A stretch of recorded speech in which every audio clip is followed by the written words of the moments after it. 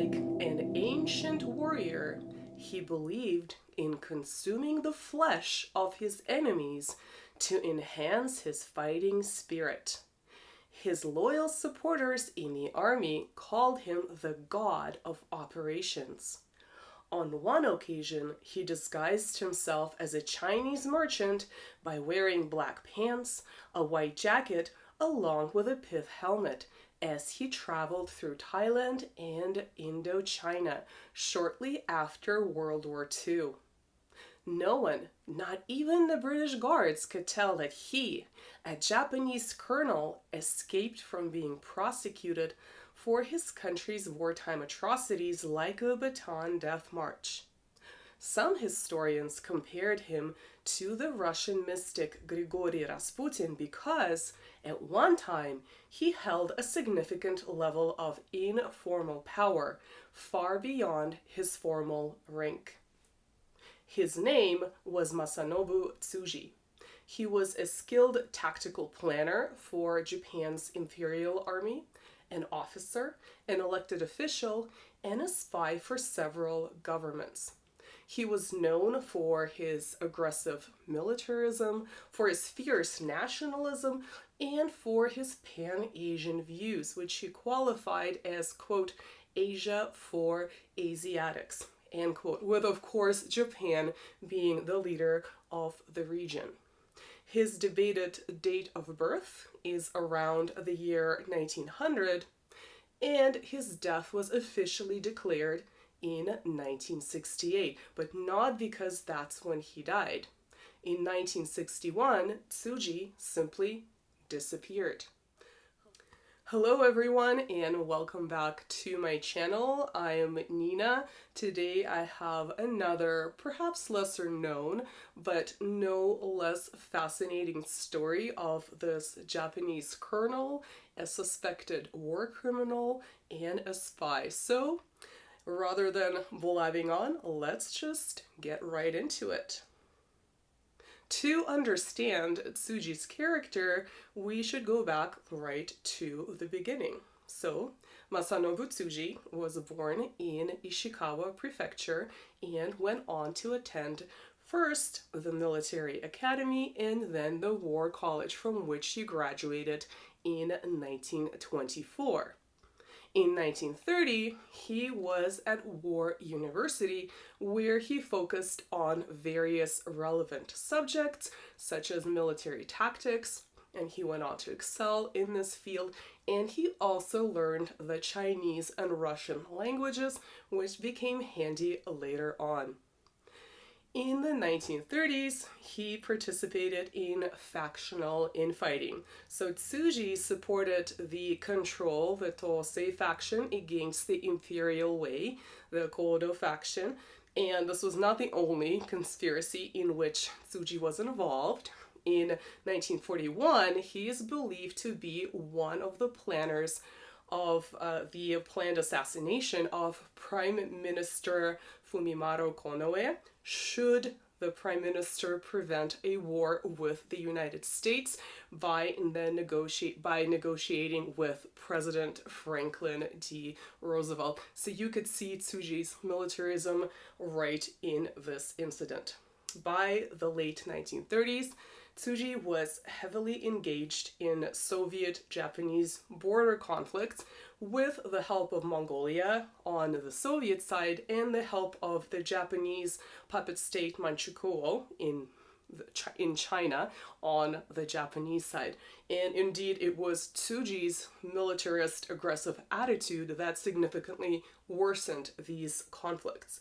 For example, during the Battle of Halhingol, which the Japanese called the Nomonhan incident between May and September 1939, the future Soviet Marshal of Victory, Georgy Zhukov, and his Soviet troops, along with the Mongolian army, faced Masanobu Tsuji, who instigated this event. In the words of American historian Stuart D. Goldman, quote, "The future Red Army Marshal unveiled the tactics he would later employ with such devastating effect at Stalingrad, Kursk, and elsewhere. a combined arms assault with massed infantry and artillery that fixed the enemy on the central front, while powerful armored formations enveloped the enemy's flanks, encircled, and ultimately crushed him in a battle of annihilation. Over 75% of Japan's ground forces at the front were killed in combat. End quote. Following this disaster for Japan, Tsuji apparently learned his lesson, at least in regards to the Soviet Union. He changed his mind about attacking the USSR, so he decided that it's a much better idea to attack the United States instead, and he became one of the staunchest advocates of a war against the United States. And Tsuji's bespectacled appearance became the subject of vicious political cartoons during World War II, especially in America. For broader context, Japanese militarism has been long described by historians as one of the longer-term causes of World War II. Generally speaking, militarists see a direct link between the army and the state to the point where people from the military would staff the government in different positions. This was certainly the case for Japan to a certain extent. On top of that, society itself as a whole may be permeated with martial themes in aesthetics, even in fashion, and the individual is seen as being subordinate to the state. So, for example, American historian John Dower describes the way that the Imperial rescript of education was memorized by Japanese school children at this time. Quote, "Should any emergency arise, offer yourselves courageously to the state." End quote.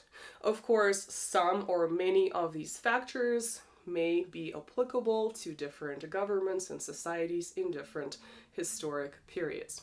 However, in Japan's case, the first half of the 20th century did involve significant imperial expansion, starting with Korea in 1910, different parts of China in the 1930s, which culminated into the Second Sino-Japanese War, which then sort of transformed and became part of a greater World War II. And Japan continued to expand into Southeast Asia, different countries, including present-day Vietnam and the Philippines, which at the time was an American colony. All of this occurred under the leadership of Emperor Hirohito, who had ruled since the middle of the 1920s. Japan called its colonies the Greater East Asia Co-Prosperity Sphere, implying that their conquest benefited all these colonies to the same extent as Japan itself. Obviously, this was a euphemism. For Japan, this imperial expansion was meant to help the country, A, with its growing population, and B, with its limited resources on the islands. Indeed, the American oil embargo hit Japan especially hard and was one of the contributing factors to the Japanese attack on the United States in December 1941, which Masanobu Tsuji wholeheartedly supported. A skilled military planner, Tsuji helped General Tomoyuki Yamashita design what became a successful landing in Malaya, as well as Yamashita's equally successful campaign in Singapore. So we're talking about present-day Malaysia. Tsuji was believed to be one of the main perpetrators of the Sukching massacre that occurred in February 1942. The initial objective of this event was to eliminate Singaporean Chinese that were perceived to be hostile and to oppose the Japanese occupation forces. However, the killing became indiscriminate, and the death toll ranges anywhere from 25,000 to 100,000 people, most of whom were Chinese men. So you here get an image of Tsuji, who was not just an aggressive militarist who advocated for certain acts described as quote-unquote military necessity, but he seems to have engaged in full-scale genocide based on the victims' ethnic background and their gender, because they're Chinese men. So the armchair psychologist in me wants to look at Tsuji through the prism of the perhaps dark triad or the dark tetrad, thinking of such traits as narcissism, psychopathy, Machiavellianism, sadism, and the related aspects. So Tsuji's behavior did not get much better when he was transferred to be under General Masaharu Honma, who occupied the Philippines. And it was Honma who was in charge when the Bataan Death March, a famous World War II atrocity in the Pacific Theater, took place. But he seems to have not known about it. The Americans surrendered to the Japanese in April 1942 because President Roosevelt decided to prioritize Europe and did not provide the resources to continue the fight in the Philippines, which was an American territory at the time. So the Death March happened thanks to an unprecedented transfer of prisoners of war from one location to another. I discussed the subject in more detail in another video, which I will link in the description. Tsuji was interested in having the American POWs killed or harmed, as well as the Filipino officials in the occupied Philippines.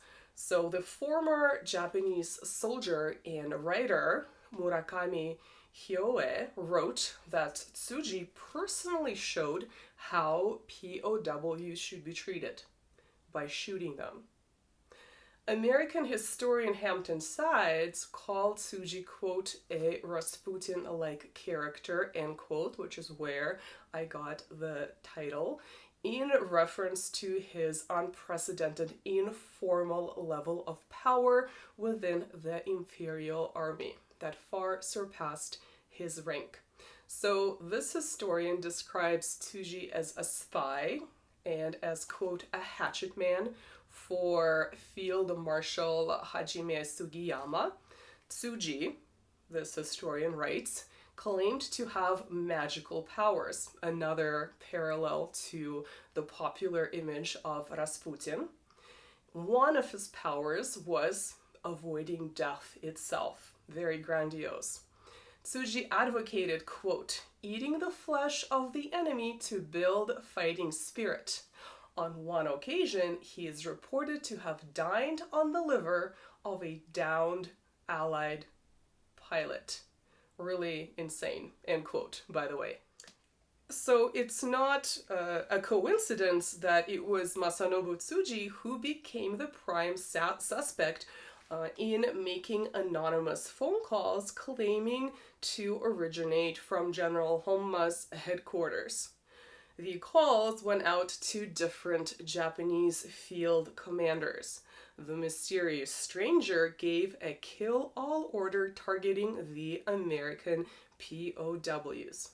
Some found this call to be quite suspicious. For example, Colonel Takeo Imai found it to be so suspicious that, according to Hampton Sides, he actually released approximately 1,000 American and Filipino POWs into the jungle, and on top of them, he gave them the best escape routes to escape his own country's troops. Obviously an unsung hero in this situation. Others, sadly, believed the man who was on the other line, presumably Tsuji, and did carry out the kill-all order. In general, during the war, Tsuji spent time in different places in Asia, including China's Nanjing, and ultimately he ended up in Burma, present-day Myanmar. As Japan was losing the Pacific War in 1945, and specifically in Burma, Tsuji ended up fleeing first to Thailand, then Indochina, mainly Vietnam, and he ended up in China. This allowed Tsuji to evade the Allied war crime tribunals, such as the International Military Tribunal for the Far East, or the American Tribunal specifically for the Philippines. As a result, many of Tsuji's higher-ups met a different fate. So his former boss, for instance, Sugiyama, unalived, I'm using a euphemism here for this format, himself shortly after Japan's surrender in September 1945, whereas Honma was executed in 1946, although many consider his trial to have been quite questionable.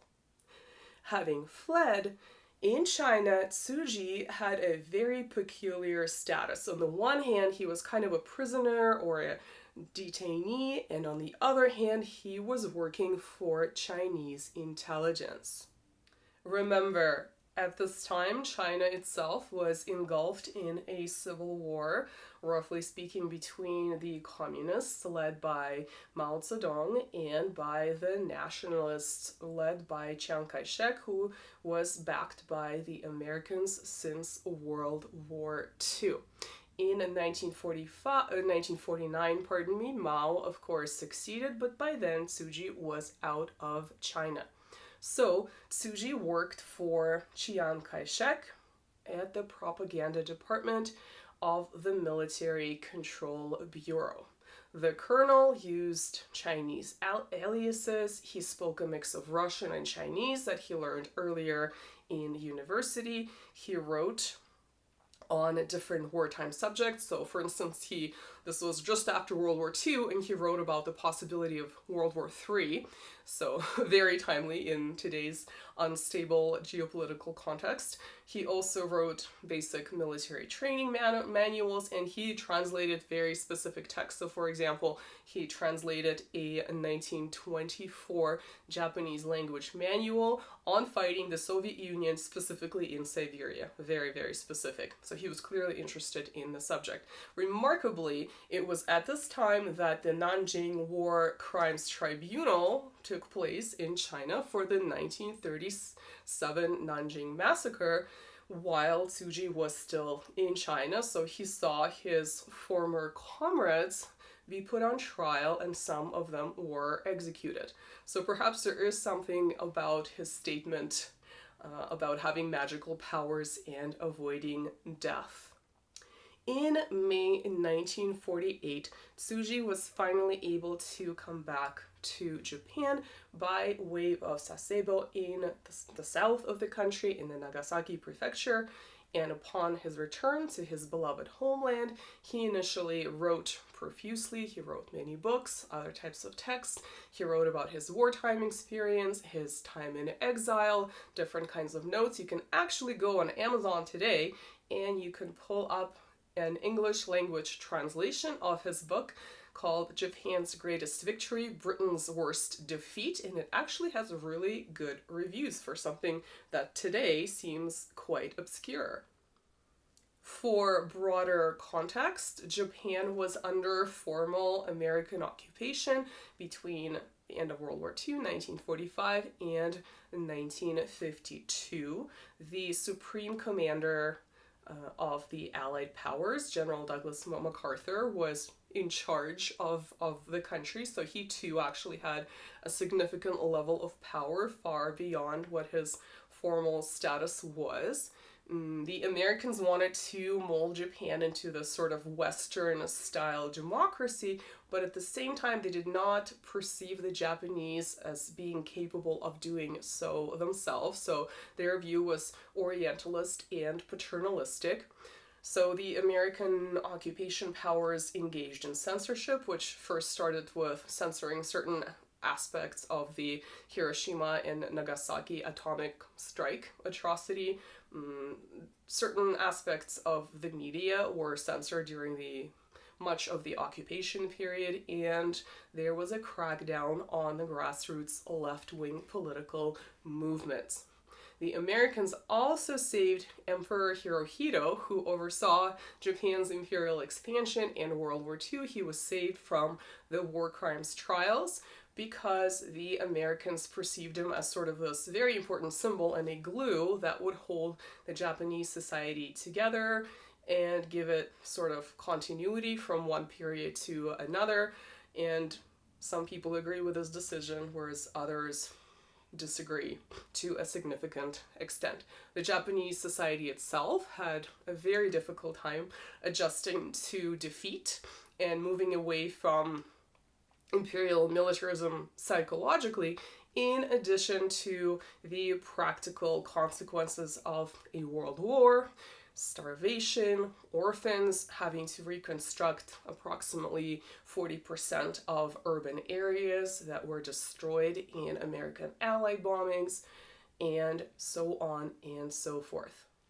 In 1952, Tsuji was elected to Japan's national legislature, and subsequently he was re-elected not once, but twice. So obviously this says something about his Machiavellian charisma, which played a role in his political successes. And it's also quite the character arc to go from being an army colonel, an alleged war criminal. I say alleged because he was never prosecuted, although there's a lot of evidence that he did order certain atrocities to take place, to being a spy and a prisoner at the same time, to becoming a popular elected, not appointed politician.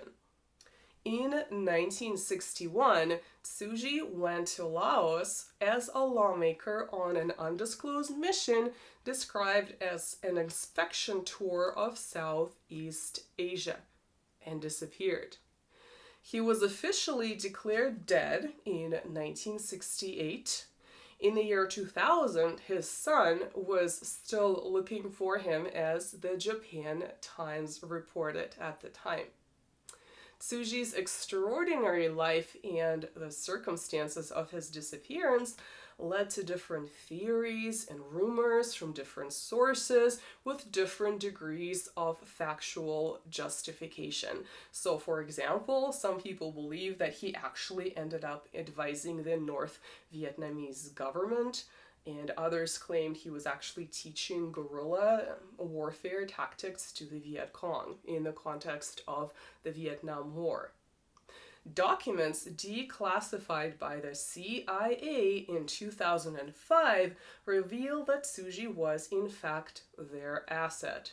They also show that Tsuji continued to engage in behind-the-scenes intrigue and maneuvering upon his return to Japan. So, for example, in 1952, supposedly, he helped prevent a coup d'etat against Prime Minister Shigeru Yoshida in an attempt to install a more right-wing militarist leader. In this case, Tsuji did not support a right-wing militarist leader.